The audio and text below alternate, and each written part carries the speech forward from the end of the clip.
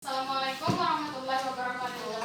Waalaikumsalam warahmatullahi wabarakatuh. Alhamdulillah kita dapat bertemu kembali pada hari ini, yaitu pada mata pelajaran Al-Quran Hadis. Sebelum mulai pelajaran hari ini, marilah kita membaca doa terlebih dahulu yang dipimpin oleh Ahmad Taurik.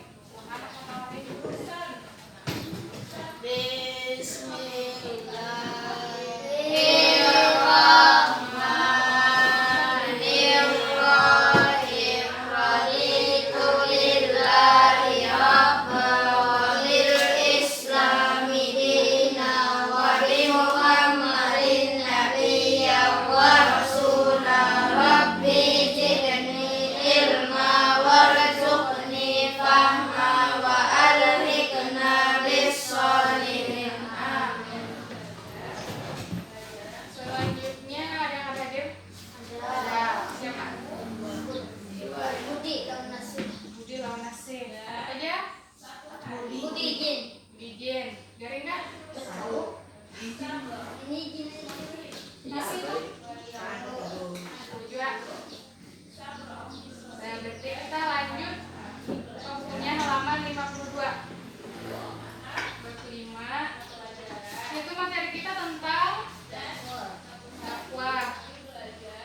Babnya adalah tentang istiqomah kunci keberhasilanmu. Jadi di sini kita pembahasannya tentang sikap optimis dan istiqomah dalam berdakwah. Halaman 52. Di sana ada bagian pertama di bawah tabel. Di sana ada pengertian dakwah. Ini bacakan dulu nah. Bacakan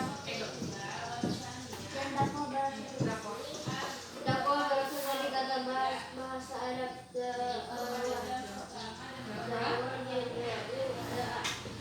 yang berarti menurut istilah dakwah adalah ajakan untuk berbuat baik dan beriman kepada Allah Subhanahu wa taala sesuai dengan syariat Islam.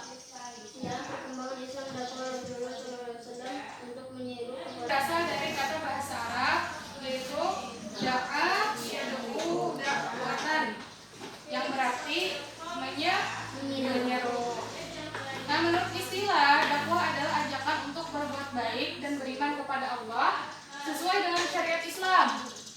Dalam perkembangan Islam, dakwah Rasulullah SAW untuk menyeru kepada kebenaran tidak akan pernah kehabisan cerita. Nah, di sini disebutkan mulai cerita tentang dimulainya tugas dakwah secara sembunyi-sembunyi, kekerasan hati kaum kafir Quraisy, usaha orang kafir untuk menyelakai beliau. Jadi dakwah sembunyi-sembunyi itu dilakukan Nabi pada awal mulanya, yaitu kepada keluarga beliau, seperti istri beliau, Siti Khadijah, habis itu putri beliau Fatimah Az-Zahra. Selanjutnya kekerasan hati kaum Quraisy. Jadi kaum Quraisy itu tidak serta-merta menerima ajakan Rasulullah untuk beriman. Kaum Quraisy itu menentang ajakan Rasulullah untuk menganut agama Islam, yaitu dengan kaum Quraisy itu melukai Nabi, menghina Nabi, dan sebagainya. Kenapa kaum Quraisy melakukan itu? Karena kaum Quraisy itu orangnya semuanya sombong, tinggi hati, ada anak kalah, anak dihormati.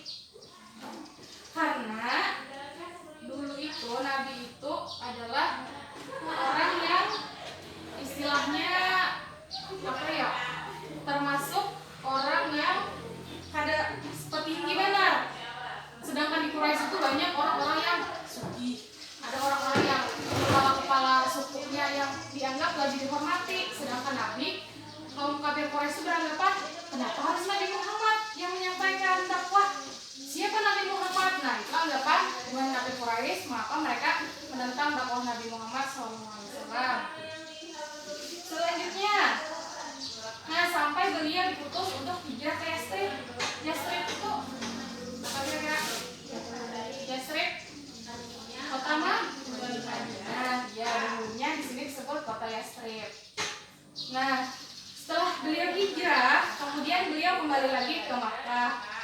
saat itu peristiwa Fathu Mekah atau penaklukan kota Mekah. Selanjutnya, nah Nabi itu dari kecil beliau tuh pada pernah berbohong. Akhlak sendiri bagus, jadi sendiri itu disebut atau digeleri dengan al-amin, yaitu orang yang dapat dipercaya. Akhlak Rasulullah adalah saat beliau disiksa secara luar biasa oleh kaum kafir Quraisy tersebut. Saat beliau mengetahui potongan, saat beliau Nabi Muhammad SAW itu sempat ditantang, bahkan beliau sempat dilempari kotoran, dicaci maki, difitnah. Jadi itu adalah bagian dari usaha-usaha kaum kafir Quraisy dalam menentang dakwah Nabi Muhammad SAW. Lalu apa yang dilakukan Nabi? Apakah Nabi membalas menghina? Apakah Nabi membalas mencaci? Nah, beliau sabar. Malah beliau Nabi Muhammad mendoakan kepada kaum kafir Quraisy semoga dapat hidayah. Nah, jadi itu salah satu sikap yang patut kita contoh. Hal yang wajar saat seorang harus mencapai keberhasilan dan dengan perjuangan dan dalam proses mencapai keberhasilan.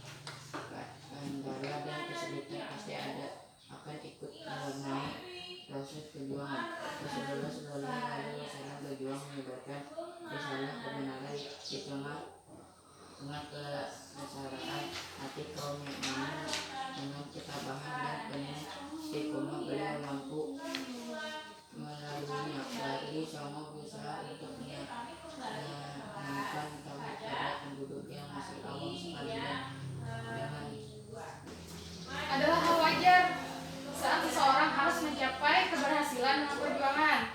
Jadi kita kalau ingin menjadi orang yang berhasil, maka kita harus berjuang. Dalam perjuangan tuh kadang ada susah, ada senang. Jadi ada yang mulus-mulus saja. Nah, jadi dituliskan bahwa dalam mencapai keberhasilan kita tuh ada